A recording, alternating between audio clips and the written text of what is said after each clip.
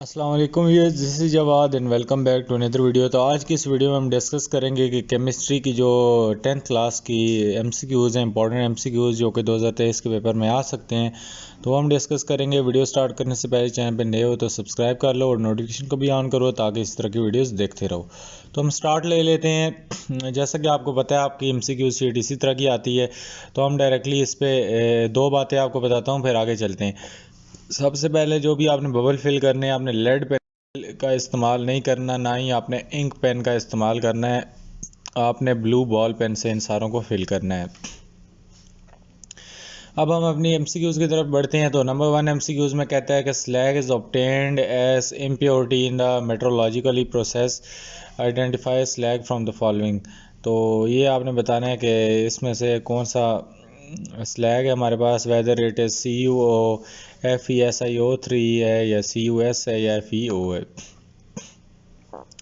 तो अभी मैं इनके आपको आंसर नहीं बताऊंगा, आंसर अगली वीडियो में सोल्यूशन बाद में करूंगा। फिलहाल आप लोगों ने खुद इसका सोल्यूशन करना है, ये आप लोगों का अपना टास्क है। अच्छा, आपको इसी तरह ये तो आपका तकरीबन आखिरी चैप्टर्स में से आपको एमसीक्यूज आ गया। इस तरह आपको केसी की वैल्यू निकालने का कह सकता है कि आपने यहाँ पे यूनिट निकालनी है केसी की। तो whether it is no unit, mole -1 DM -3, whether it is mole -1 DM cube या मोल DM क्यूब। इसी तरह आपको एक ये इससे लाजमी है, एक यूनिट ऑफ केसी का एमसीक्यूज आ सकता है। इसी तरह आपको लेविस एसिड या ब्रोंस्टेड लोरी या इन वगैरह से आ सकता है आपको एक एमसीक्यूज। इसमें कहता है कि अगर लेविस कॉन्सेप्ट से हम देखा जाए तो कौन सा हमारे पास इलेक्ट्रॉन पेयर एक्सेप्टर है, whether is it Cl negative, HCl, NaCl और NH3। तो ये आपको लेविस एसिड और ब्रोंस्टेड लोरी ये सारा कॉन्सेप्ट आना चाहिए, इनमें से आपको एक एमसीक्यूज लाजमी आएगा। इसी तरह आपको कहता है कि HCl is an acid, identify the reason from the following. के HCl क्यों एसिड है, whether it can donate proton, इसी तरह contain OH negative group, can accept proton या कैन डोनेट इलेक्ट्रॉन पेयर। तो चारों में से जो करेक्ट है आपने बताना है। इसी तरह आपको पीएच से एक आ जाएगा कि आपको यहाँ पे एक पीएच दिया हुआ है, aqueous solution pH of 10⁻³ molar, जो ये मोलरिटी इसकी दी हुई है एक्वस सोल्यूशन की। तो इसमें आपने बताना है कि इसका पीएच क्या होगा। तो इसी तरह हमें 6 नंबर एमसीक्यूज में पूछता है which of the following as general formula. इसमें से ये वाला ROR जनरल फार्मूला किसका है।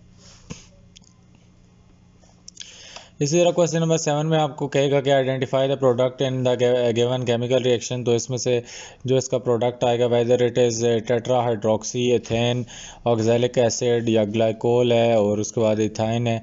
तो जो भी है आपने बता देना है। इसी तरह वो अनसेचुरेटेड हाइड्रोकार्बन्स में से भी आ सकता है आपको एमसीक्यूज, जिसमें वो आपको बोलेगा कि अनसेचुरेटेड हाइड्रोकार्बन है multiple carbon atom, which of the following is unsaturated hydrocarbon.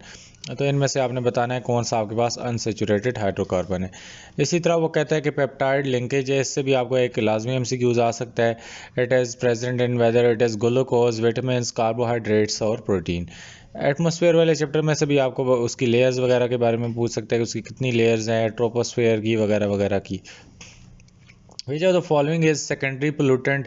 हमारे पास आपसे प्राइमरी सेकेंडरी वगैरह पोलूटेंट के बारे में पूछ सकते हैं, weather it is ammonia, sulphuric acid, sulphur dioxide और कार्बन डाइऑक्साइड।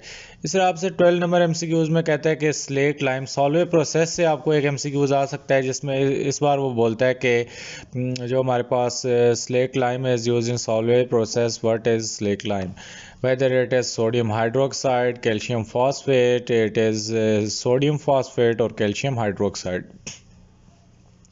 यहाँ पे आप देख सकते हो, आपको नीचे टेबल भी दिया हुआ है, तो ये टेबल आपको देंगे, आपको ये चीज़ें याद करने की ज़रूरत नहीं है। इसी तरह एक और हमारे पास एमसीक्यूज पेपर है जिसमें आपको पेट्रोलियम फ्रैक्शन से आपको एमसीक्यू आ सकता है, जिसमें वो पूछ सकता है कि dash is one of the petroleum fraction, weather it is mineral salt, diesel, urea और अमोनिया। यूनिट ऑफ केसी से मैंने आपको बताया था कि ये आपको लाजमी एक आएगा, तो ये देखो इसमें भी एक आया हुआ है।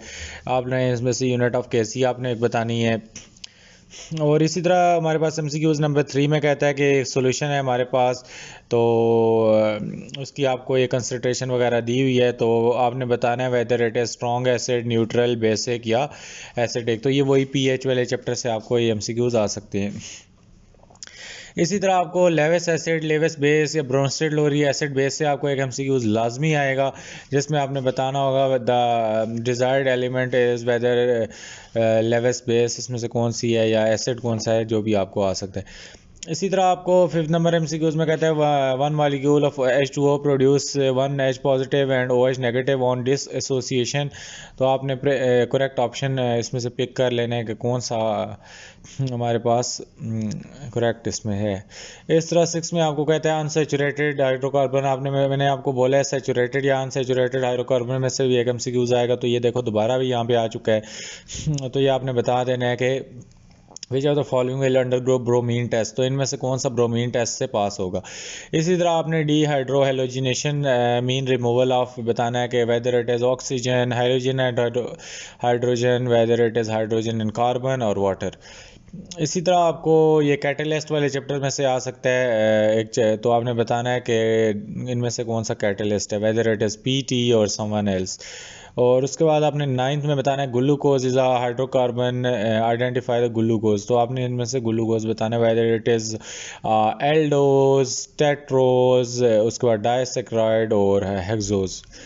लोएस्ट टेम्परेचर, ये देखो आपने को बोला था आपको मैंने कि आपको एटमॉस्फेयर, स्ट्रेटोस्फेयर, ट्रोपोस्फेयर वगैरह से एक MCQs आएगा। तो ये आपसे टेम्परेचर पूछ रहा है जी स्ट्रेटोस्फेयर का। इस तरह एक और रेडिश ब्राउन गैस बहुत मशहूर MCQs है, तो ये भी आपसे पूछेगा कि which of the following is a reddish brown gas, whether it is O2, CO2 और O3, जो भी है। और फार्मूला ऑफ यूरिया भी बहुत इंपॉर्टेंट MCQs है, ये आपसे पूछ सकता है यूरिया का फार्मूला कौन सा है। नीचे आपको सप्लीमेंट्री टेबल लाजमी दिया होगा। तो ये उम्मीद है आप लोगों को समझ आ गई होगी कि MCQs आपको किस टाइप के आ सकते हैं। मैंने 2 पेपर भी आपसे डिस्कस कर दिए, इन पेपर्स को तो आपने लाजमी सॉल्व करना है। मैं इनका सोल्यूशन पेपर के नज़दीक अपलोड कर दूंगा। फ़िलहाल के लिए इतना ही। अपना बहुत सा ख्याल रखिएगा। अगर आप चाहते हैं सब्जेक्ट का मैं अपलोड करूं तो आप नीचे कमेंट्स करें, और कोई भी क्वेश्चन या क्वेरी है तो कमेंट करें, और इसको सॉल्व करके भी नीचे इसके ऑप्शन कमेंट कर दें। मिलता हूं किसी और वीडियो में। अल्लाह हाफ़िज़, टेक केयर।